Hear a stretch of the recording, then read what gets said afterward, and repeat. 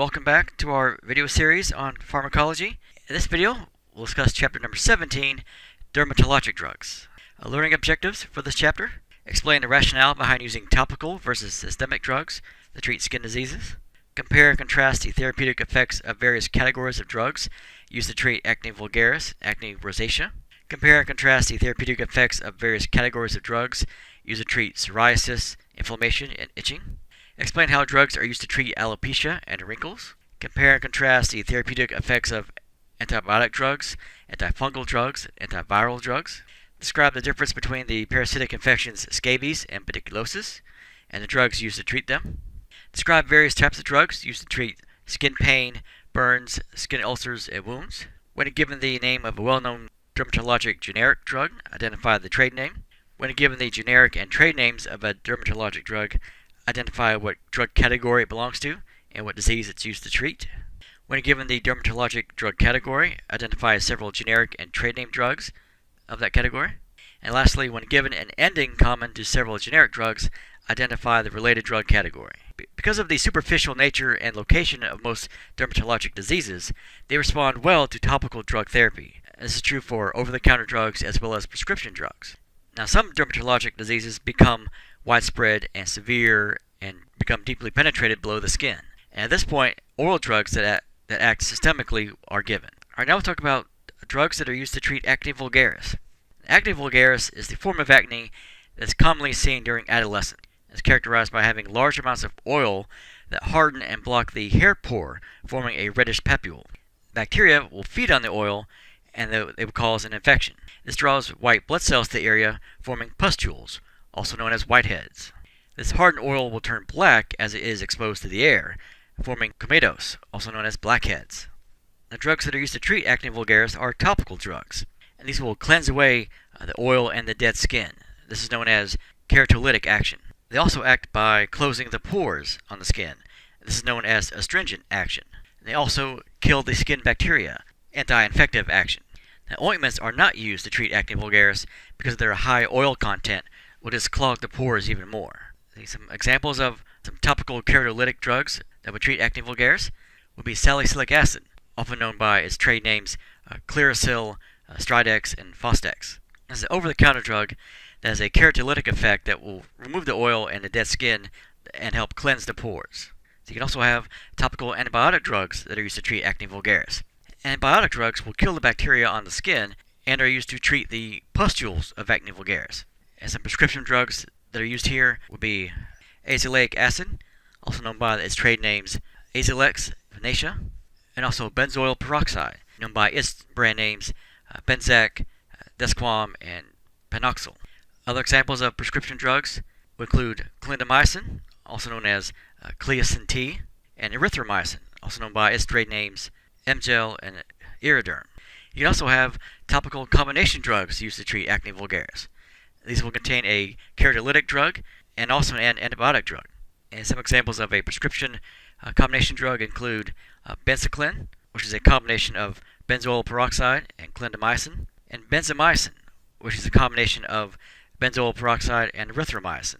Some other examples: Clinia, which is a combination of sodium sulfacetamide and sulfur; Duac, which is a combination of benzoyl peroxide and clindamycin; Plexion, combination of sodium sulfacetamide and sulfur; and Sulfoxyl, which is a combination of benzoyl peroxide and sulfur. The other drugs that could be used to treat acne vulgaris are oral antibiotic drugs, and these will provide systemic treatment for cases of severe acne vulgaris. This will travel through the blood to kill bacteria in deeper layers of the skin. And these belong to the tetracycline antibiotic drug category. And some examples of oral antibiotics that could be used here: doxycycline, known by the trade names Vibromycin and Vibratabs; minocycline, also known as Minicin or Dinacin; and tetracycline, known by its trade name Sumicin. The other kinds of drugs that could be used to treat acne vulgaris are topical vitamin A drugs. And vitamin A is also known as retinoic acid, and a deficiency in vitamin A can produce abnormal changes in epithelial cells of the skin, such as those that occur with acne vulgaris. Now, retinoid drugs are structurally very similar to vitamin A, or similar to the metabolites of vitamin A. Now, these kinds of drugs will cause epidermal cells to multiply more rapidly, and this will prevent the pores from becoming clogged. They'll also act by decreasing the inflammation that is associated with acne vulgaris. Some examples of prescription drugs that fall in this category: adapalene, also known by its trade name Differin; tazarotene, known by its trade name Tazorac; and tretinoin, also known by its trade name Retin A. Now, oral vitamin A drugs can also be used for severe acne vulgaris. This is given for severe cystic acne vulgaris that is unresponsive to other drugs and is treated systemically. An example of this kind of drug would be isotretinoin, also known by the name Accutane. This will cause these epithelial cells to multiply more rapidly, and also acts to prevent clogged pores from becoming infected and therefore forming cysts. And it's only used to treat severe cystic acne vulgaris, not the common acne vulgaris. Alright, now we'll move on to drugs that are used to treat acne rosacea. Now, acne rosacea is the adult form of acne. It's characterized by having a constant blotchy redness, having dilated superficial blood vessels, and excessive amounts of oil on the face. This condition is exacerbated by heat and stress and skin irritations. There are several types of drugs that are used to treat acne rosacea. Those can include alpha receptor agonist drugs.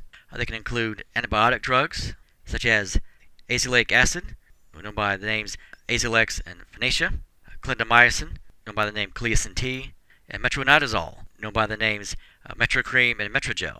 You can also use corticosteroids to treat acne rosacea, such as dexamethasone, known by the brand name of Maxidex. Now, the drug metronidazole has both antibiotic and antiprotozoal actions and has many different uses. Topically, it's also used to treat infected decubitus ulcers, which are bed sores. The trade name Flagyl is taken orally to treat dysentery and intestinal infections that's caused by protozoal organisms. And Metrogel vaginal is applied topically in the vagina to treat vaginal infections caused by the bacterium Haemophilus and Gardnerella. Now, metronidazole, in combination with bismuth and tetracycline, is used to treat peptic ulcers caused by H. pylori, a spiral bacteria that is resistant to other antibiotic drugs. Now we'll move on to drugs that are used to treat psoriasis. Psoriasis is a chronic autoimmune skin disorder. It's characterized by having scaly and raised and silvery red patches on the skin, and it's often resistant to treatment.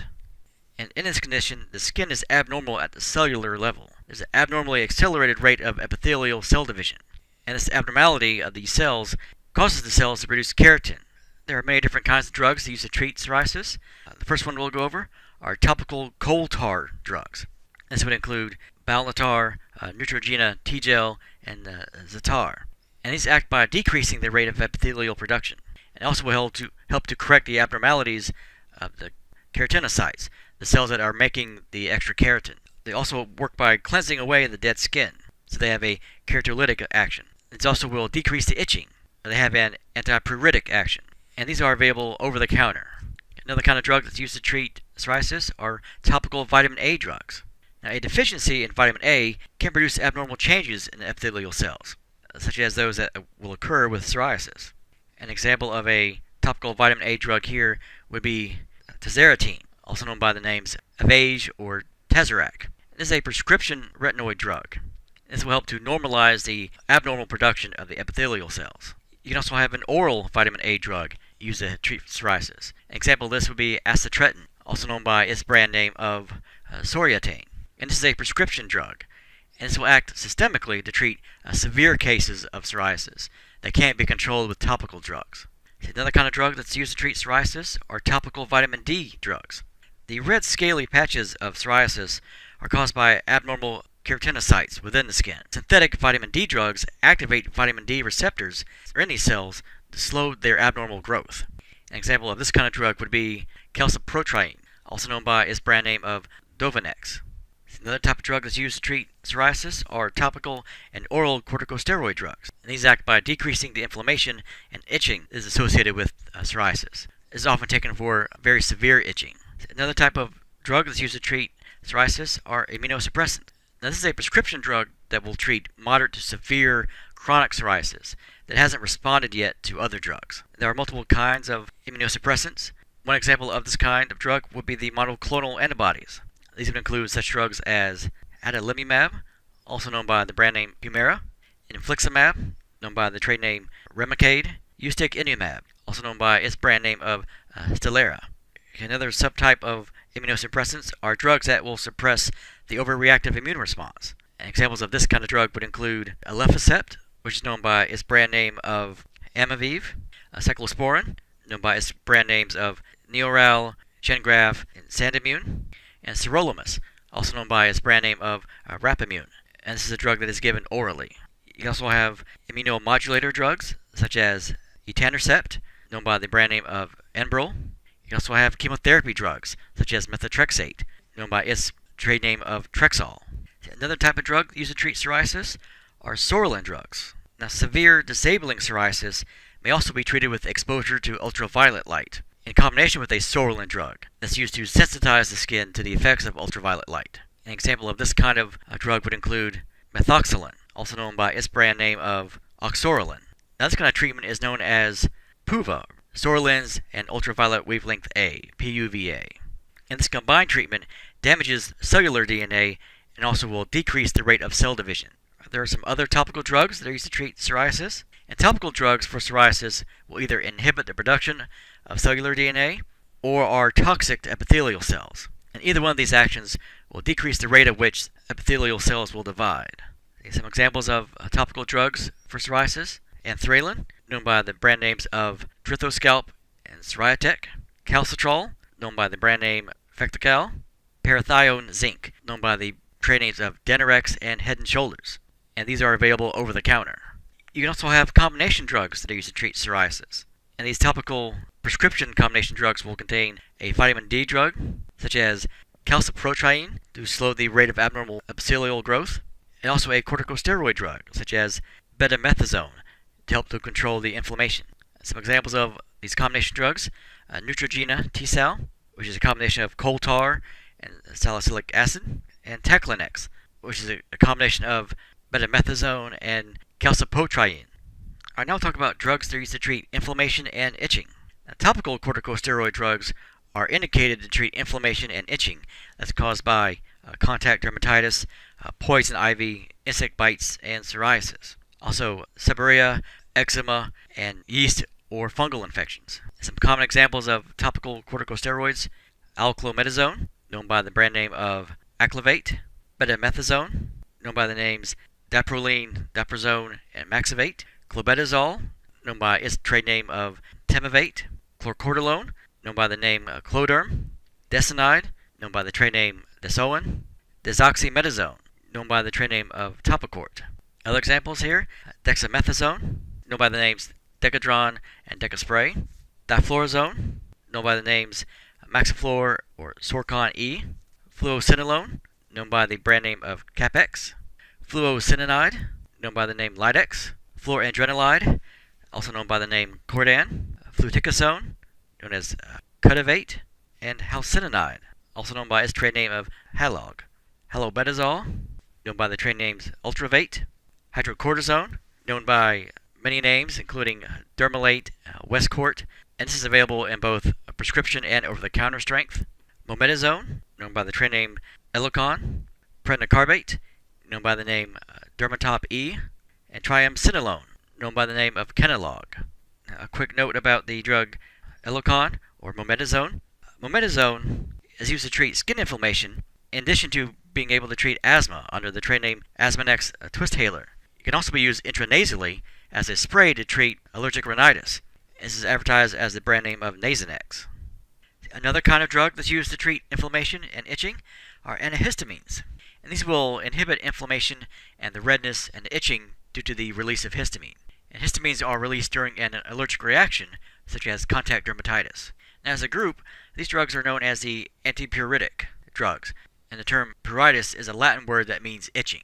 Some examples of antihistamine drugs that would treat inflammation and itching: diphenhydramine, also known as the very popular brand name Benadryl; doxepin, also known by the trade name Zonulon; hydralazine, known by the trade name Vistaril; levocetirizine, known by the brand name of Zyzal; and promethazine, also known by its trade name Phenergan. Some other topical drugs that are used for inflammation and itching, and these are all available over the counter, such as colloidal oatmeal, known by the brand name Aveeno; Burrow solution, that was created by Dr. Karl Burrow, a German surgeon from the mid-1800s; calamine, and zinc oxide. You can also have topical combination drugs for itching and inflammation. There are multiple possible combinations you can have. Some could include a topical antihistamine, such as diphenhydramine, to reduce the itching. You could have an astringent drug, like calamine or zinc oxide, to decrease the oozing and the exudates. It could also include a topical anesthetic drug, benzocaine, to relieve the itching and to numb the skin. Some examples of a topical combination drug, Caladril, which is a combination of calamine and diphenhydramine, calamicin, which is a combination of benzocaine, calamine, and zinc oxide, Zeradril, which is a combination of zinc oxide and diphenhydramine. Alright, now we'll talk about drugs that are used to treat alopecia. Now, alopecia usually begins in middle age, and inherited tendencies can cause it to occur at an earlier age. Now, in women, this can begin with the onset of menopause. That's because the levels of estradiol are lower than the levels of androgens. This causes the hair to thin. In men, it can be caused by a lower testosterone. It can be caused by a decreased blood flow to the scalp. This can cause the hair follicles to shrink and will lead to male pattern baldness. So the hair on top of the head eventually will disappear. So this will eventually leave just a fringe of hair at the back of the head. Now, drugs are used to treat mild to moderate alopecia. Now, these are not effective in all cases, and these must be continued indefinitely to maintain any level of new hair growth. And there are two different therapeutic effects. An example of a drug used to treat alopecia, finasteride, also known by the brand name Propecia. And this drug blocks an enzyme that must be present in order to produce DHT. Now, healthy scalp hair follicles contain a small amount of the substance, DHT, and then shrinking hair follicles on a balding scalp contain a high level of DHT. So you want to keep the levels of DHT lower to keep the hair follicles healthy. Another drug that treats alopecia is minoxidil, also known by its brand name Rogaine. And this works by dilating the arteries in the scalp to increase blood flow. And this will help stimulate hair growth. Now, the oral drug Propecia is not approved for use in women because of its connection with male hormone testosterone. So women are not advised to take Propecia. And they are also warned not to even handle finasteride tablets when they are pregnant because of the risk of birth defects in the male fetus. However, the topical drug minoxidil is approved to treat both male and female alopecia and does not cause birth defects. Alright, now we'll talk about drugs that are used to treat wrinkles. And there are many different kinds of drugs that are used to treat wrinkles. They can include topical vitamin A drugs. They can include muscle relaxant drugs to relax the muscles that pull the skin into wrinkle lines. They can include filler drugs to plump up the skin to minimize the wrinkles. Other kinds of drugs that are used to treat wrinkles are injected under the skin, where the effects can last for several months. And some examples of this would include botulism toxin type A, also known by the brand name Botox, calcium hydroxyapatite, known by its brand name Radius, and also human collagen, which is sold under the trade names of Cosmoderm and Cosmoplast. Some other examples: hyaluronic acid, also known by their brand names Juvederm and Restylane, poly-L-lactic acid, also known by its trade name Sculptra, tazarotene, also known by its trade name Avage, and tretinoin, also known by the trade name of Renova. Alright, now we'll talk about drugs that are used to treat bacterial infections of the skin. Now, bacterial infections of the skin occur anytime that the skin is broken. Bacteria are always on the surface of the skin. Superficial abrasions, cuts, and burns that become infected are treated with topical antibiotic drugs. And these drugs are used to treat skin infections that develop as a result of skin diseases, such as Acne vulgaris, contact dermatitis, and also because of bacterial invasion into areas of fungal or viral skin infection. A group of drugs used to treat bacterial infections of the skin are topical anti-infective and antibiotic drugs. And these are available in prescription strength and in over-the-counter strength. And these are used to treat superficial bacterial skin infections. And the way they work is they inhibit the growth of bacteria, or they kill the bacteria by blocking their ability to maintain a cell wall. So these can be bacteriostatic or bactericidal. Some examples of topical anti-infective and antibiotic drugs: bacitracin, gentamicin, mupirocin, also known by the trade name Bactroban, retapamulin, also known by its trade name Altabax, and sulfacetamide, also known by its trade name of Ovase. Another way you can treat bacterial infections of the skin is with topical antibiotic combination drugs. These are over-the-counter combination drugs that will contain 2 or 3 topical antibiotic drugs, such as bacitracin, neomycin, polymyxin B, for example. See, some examples of this kind of combination drug would include Neosporin Original, which is a combination of bacitracin, neomycin, and polymyxin B, and then Polysporin, which is a combination of bacitracin and polymyxin B, and also triple antibiotic, which is a combination of bacitracin, neomycin, and polymyxin B. In this image, we have an example of all three of those last drugs that were just mentioned. Of course, Neosporin here on top, triple antibiotic here, and then polysporin. And all three readily available over the counter, and all three very, very good, very effective antibiotic ointments.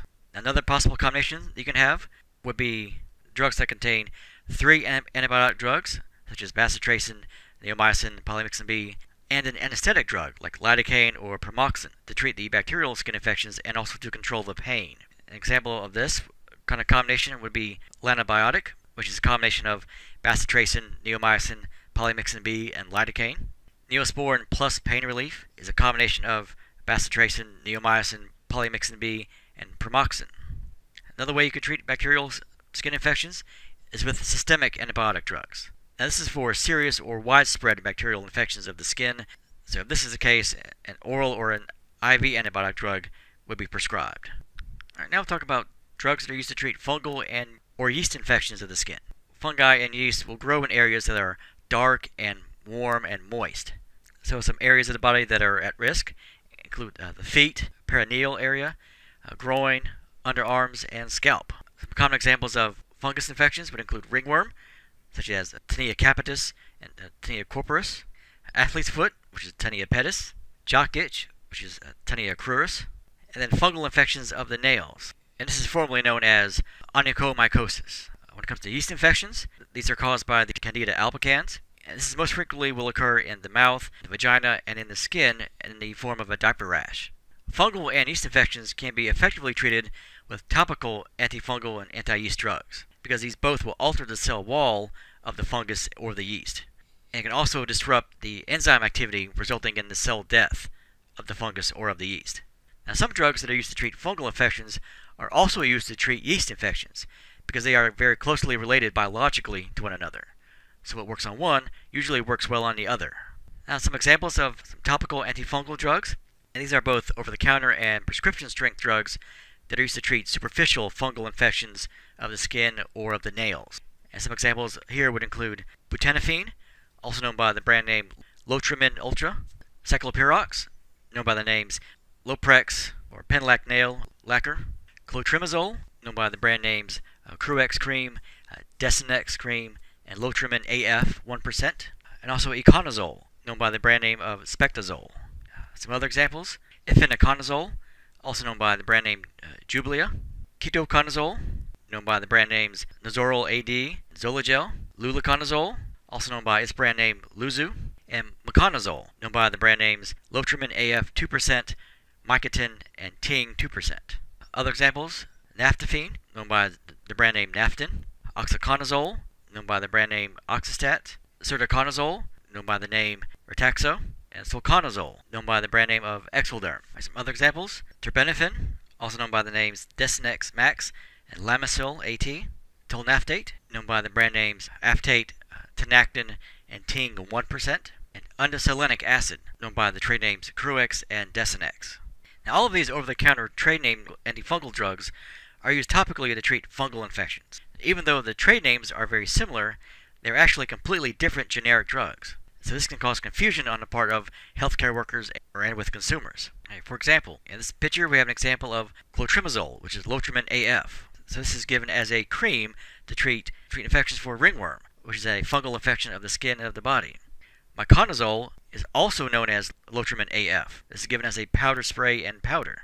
So both the last image and this image are examples of Lotrimin F, but the generics are different. So the first image was clotrimazole, and this image, the generic, is miconazole. So another way you can treat fungal and yeast infections are with systemic antifungal drugs. And this is when the fungal infections penetrate deeply into the skin or deeply into the nails, or they cover a large amount of area, or they are particularly severe, and they have to be treated systemically.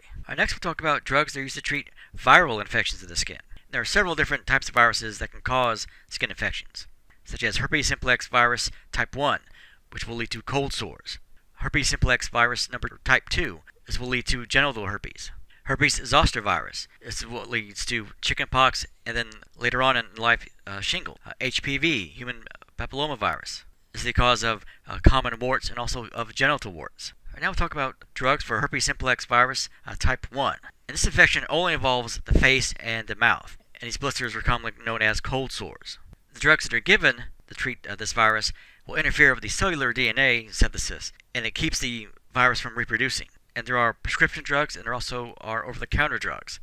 Some prescription drugs here: acyclovir, also known as Zovirax; famciclovir, also known by the brand name Famvir; penciclovir, known by the brand name Denavir; and valacyclovir, known by the brand name of Valtrex. An example of an over-the-counter drug used to treat herpes simplex virus type 1 would be docosanol, which is also known by the trade name of Abreva. Drugs used in herpes simplex virus type 2. These are infections that are sexually transmitted, and these are often known as genital herpes. These are available in a prescription form only, and these drugs will include acyclovir, Zovirax, famciclovir, also known as Famvir, and valacyclovir, also known as Valtrex. Now, regarding the herpes varicella zoster virus, now these drugs are needed because of the reemergence of the same virus that causes chickenpox.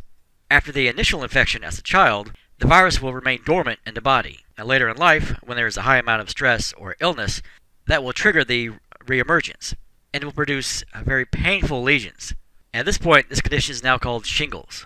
And there are different forms of drugs that you could give to treat the herpes varicella zoster virus. Some are oral. These will prevent the virus from reproducing. And these will work systemically through the blood and in the deeper tissues of the skin. And these are prescription drugs. These examples would include acyclovir, famciclovir, and valacyclovir. Regarding topical drugs, these will not treat the viral infection, but they will only treat the pain associated with the lesion.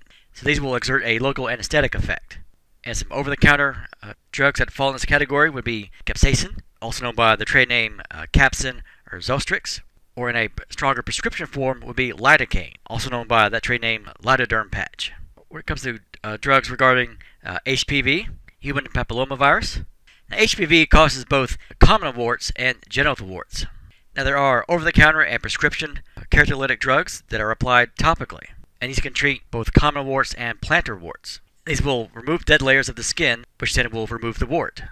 And these drugs can also be used to remove corns and calluses and skin plaques that are associated with psoriasis. Some examples of these kinds of drugs include monochloroacetic acid, known by the trade name Monochlor, and salicylic acid, known by the trade names Compound W and Dr. Scholl's. Now, prescription drugs are applied topically or injected to treat genital warts. And some examples of these kinds of drugs would include imiquimod, also known by the trade name Aldera; interferon alpha 2b, also known as Intron A; interferon alpha N3, also known by the trade name Alferon N; and monochloroacetic acid, also known by the name Monochlor. Some other examples: podophylox, also known by the trade name Condylox; podophyllum, also known by the name Podocon 25; and trichloroacetic acid, also known by the name Trichlor. Alright, now we'll talk about drugs that are used to treat scabies and pediculosis. Now, these drugs are used to treat parasites that cause the infections in the skin. Scabies are treated with scabicides, and pediculosis are treated with a pediculicide drug. Alright, we'll first start off with scabies. This is caused by tiny, barely visible parasites called mites, and they will tunnel underneath the skin and cause itchy lesions. And they also will lay eggs under the skin, which then hatch within a week and continue the cycle. Now, these lesions occur on the trunk, the pubic area, and in skin folds, but the scalp is rarely affected. And these can be transmitted through contact with furniture, clothing, bed sheets, towels, close personal contact, or sexual intercourse. The drugs that would be used to treat scabies are topical prescription drugs. Those would include crotamitin, also known by the trade name Urax, Lindane, and permethrin, also known by its trade names Elamite Acticin. Regarding pediculosis, this is caused by an infestation of lice and also their eggs. These can be found on the scalp, the body, and in the pubic area. And the lice will feed on human blood. And the bites from these lice will cause severe itching. And the eggs that are laid by these lice get attached to body hair, in particular on the scalp and in the pubic area. And lice is easily transmitted from one person to another by sharing hairbrushes, combs, hats, headphones, towels, clothing, upholstery, carpets, close personal contact, and sexual intercourse. Topical prescription drugs used to treat pediculosis include ivermectin, also known by the trade name Sklice, Lindane, malathion, also known by the brand name Ovid, permethrin, also known by the name Elamite, and spinosad, also known by the brand name Natroba. You can also use combination topical drugs to treat pediculosis. And over-the-counter drugs will contain two pediculosis drugs, and these two drugs are pyrethrin and pyperenil. And some examples of these combination over-the-counter drugs would be Rid and Tycet. Alright, now we'll mention a drug controversy regarding lindane. Now, lindane is used to treat both scabies and lice, but only if other drugs have been ineffective. So lindane is never the first choice of treatment. In the past, lindane was an agricultural pesticide, but its use was discontinued by the EPA in 2006 because runoff from the fields caused toxic stream pollution. However, despite reports of causing illness and even death, the FDA allowed lindane to remain on the market as a drug. Now, lindane is not prescribed for pregnant women or children under 2 years of age or the elderly because of its possible effect on the central nervous system, because it can lead to seizures. The drug is actually stored in the fat and can be present in breast milk. Alright, now we'll talk about drugs that are used for topical anesthesia. Now, these will provide just brief periods of anesthesia, and they will have a limited depth in the skin. And the way they work is they block movement of sodium ions across the cell membrane, and therefore stopping the nerve impulse transmission. Alright, and these topical drugs will provide temporary symptomatic relief to treat postherpetic neuralgia, which is the pain associated with shingles, from abrasions, minor burns, cold sores, rashes, sunburns, eczema, and insect bites.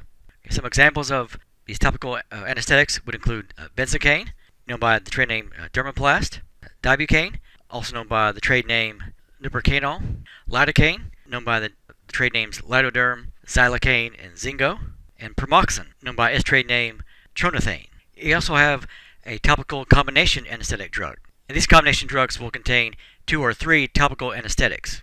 And this is used to prevent the pain during procedures that involve the skin, such as a biopsy, or removing of a skin lesion, or the insertion of an IV line. Some examples of these combination drugs would include Acetocaine, which is a combination of benzocaine, butanban, and tetracaine, and also EMLA, which is a combination of lidocaine and prilocaine, and Cinera, which comes in the form of a patch, and this is a combination of lidocaine and tetracaine. Alright, now we'll talk about drugs that are used to treat burns, skin ulcers, and wounds. Burns, skin ulcers, and deep wounds present unique problems in medical management, because they may contain a large amount of necrotic tissue that must be removed before new tissue can form. And the affected area may produce a large amount of exudate that can become infected and must be removed before the healing can occur. Now, some examples of topical drugs for debridement, which is the removal of tissue, include topical enzymes. And these work because they dissolve the necrotic tissue and the scar tissue. These will help allow new tissue to begin to form at the base of a burn, of an ulcer, or of a wound. These can come in the form of a prescription or an over-the-counter drug. Some examples of prescription drugs would include collagenase, also known by its trade name Santil, papain, also known by its trade names Panafil and Accuzyme, and trypsin, known by its trade name of Granulex. And an over-the-counter drug of this type would include dextronomer, which is sold under the trade name of Debrasan. You can also use topical drugs to absorb the exudate, and these over-the-counter topical drugs would absorb the tissue fluid that flows from damaged tissues and wounds. And some examples of these would include Duoderm and Sorpsan. You can also have topical drugs that will help stimulate granulation, which is the formation of new tissue.